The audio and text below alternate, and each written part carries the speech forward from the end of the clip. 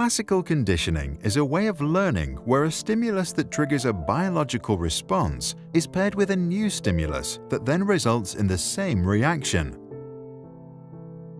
The most famous work in classical conditioning was done by Ivan Pavlov in the 1890s. During this time, Pavlov did a lot of research around the digestive processes of dogs. One day during his research, Pavlov noticed that the dogs began to salivate in the presence of the technician who normally fed them. He wondered if the technician was a trigger that stimulated a response associated with food.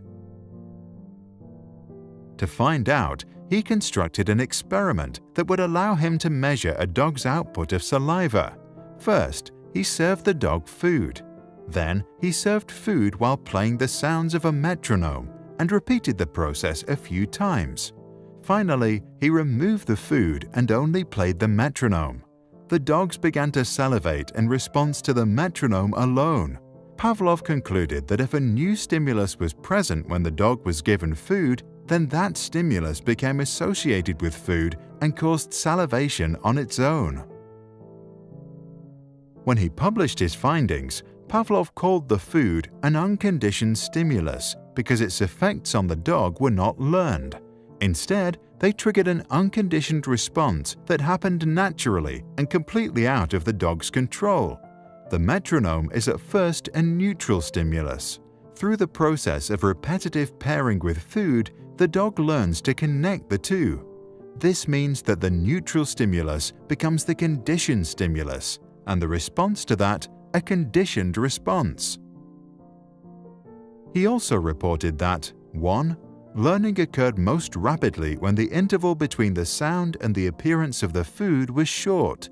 2. The saliva produced by the sound differed in composition from that produced by the food, which means that the conditioned response was not an exact replica of the unconditioned response.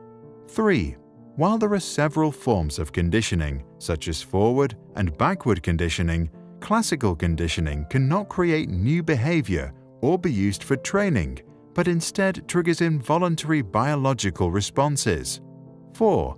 We can almost entirely undo the conditioning. This happens through extinction when we repeatedly present the conditioned stimulus in the absence of the unconditioned stimulus.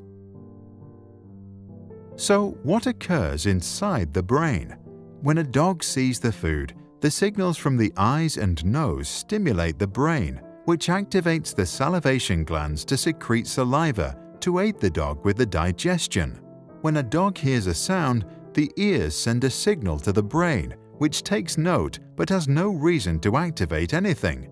When the two different neurological processes are being activated simultaneously, new synaptic connections occur between the auditory stimulus and the behavioral response. Over time, these synapses are strengthened so that it only takes the sound to activate the pathway leading to salivation. You can try this popular classroom exercise. Take a friend, sit down and relax for 2 minutes. Then allow your partner to check and record your pulse rate. Your partner will then tap a pencil on the desk 5 times. Right after, stand up and hop on one leg for 30 seconds and then check your pulse again. Repeat the procedure 4 times, having the partner record all data.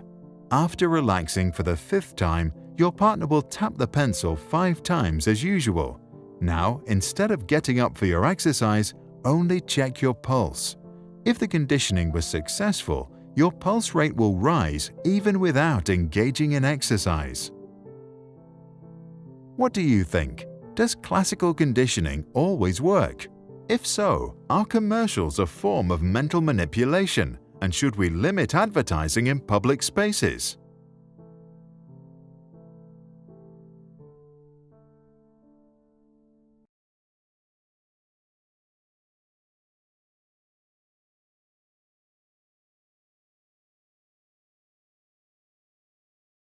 Sprout's videos are published under the Creative Commons license. That means our videos are free and anyone can download, edit, and play them for personal use. And public schools, governments, and nonprofit organizations can also use them for training, online courses, or designing new curriculums. To help us stay independent and support our work, you can join our patrons and contribute. Just visit patreon.com/sprouts. Even $1 can make a difference. If you have deep insights into academic topics and want to help us explain complicated ideas in simple language, please contact us at sproutsschools.com.